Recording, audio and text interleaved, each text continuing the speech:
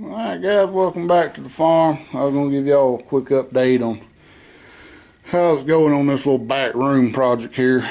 I got it all cleaned up pretty much, but we had almost 2 inches of rain Wednesday, and I've got an issue with water running on these blocks here. It run down and it washed out a little area under this wire. I don't know if y'all will be able to tell it, but somehow or another it washed under here, and I guess the ground soaked it up because they wasn't none standing when I come down here Thursday. But I can definitely tell all this area right here is washed out from under that wire there. So I know what the cause of this. Outside there's a drainage ditch that's full of leaves, and it's probably not allowing that water to drain off. But I got in here Thursday and I got me one 4x4 laid down. Unfortunately, well, to back up, I wanted to make the floor, wood floor, level with that slab there, but unfortunately it's a lot higher on this end. From this slab to about midway it's almost level, and then it kind of goes uphill. And then when I was digging out for this block, I run into some clay. And so other than pulling all this stuff out where I could get in here with my loader and scoop this dirt out, what I'm gonna have to do is I'm gonna have to take some dirt from up here and fill in this low spot here to level it up, and it's probably going to end up being 2 or 3 inches above the level of this floor right here. And I didn't really want to step up here because that's going to be a big trip hazard. But I don't want to dig out around these blocks because these blocks are basically just laid on the ground. There's no footer under them. And if I go digging out around these blocks, it's probably just going to fall over. You know, there's weight on them right now that's keeping them from moving, but you can see here it's really not sealed very good around this. So I'm probably going to get me a little quick reek, mix me up a little batch, and fill in some of these areas. The ground is real close to the top of these blocks here, and it's actually concrete, a concrete drive. So I've got a big crack right there I'm going to fill in.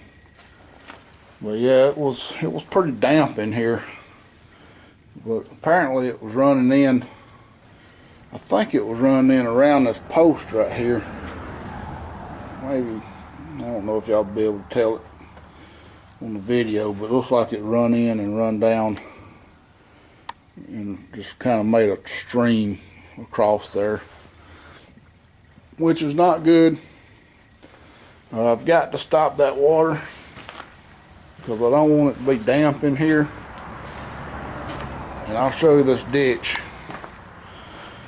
It also run through here, and I'm thinking it may have run in here because it's kind of a hill right here. It slopes back this way and back this way. I just don't believe it would have run out of there.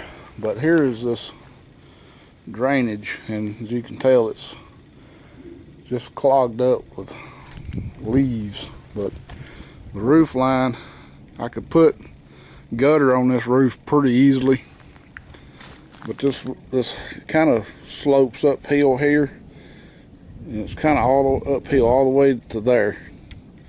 So a lot of water run off this hill. Of course, most of it runs down this driveway, and runs on through the lot there. So I ain't decided really whether I want to try to run gutter or try to clean this ditch out and maybe run some drain tiles. You can see the siding goes all the way. Basically, this is like leaves, all leaves. There's the ground finally flattens out. and the side, and I can't hardly get my toe under it between it and the ground. So, yeah, that is the issue. So what I'm thinking what I might end up doing is a little combination of both. One thing, I'm going to clean this ditch out and try to get me a little furrow going down towards the road ditch there. And another, I might put some gutter up here. The only problem is, as you can see, this roof collects a lot of debris, and that will clog up the gutter pretty quickly. You can imagine all this washed off.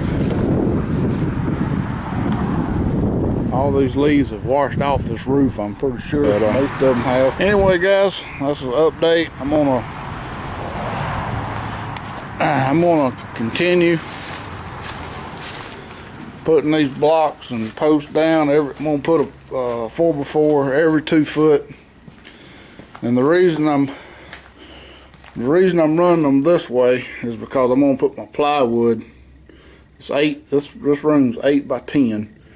And so a sheet of plywood will fit all the way across. So I'm going to bring it out, plywood over here. And of course you want your seams of plywood to be secured on something so it don't bend. So I'm going to take some 2x4s and I'm going to cross support from one 4x4 to the next. So I'm basically going to tie them all together.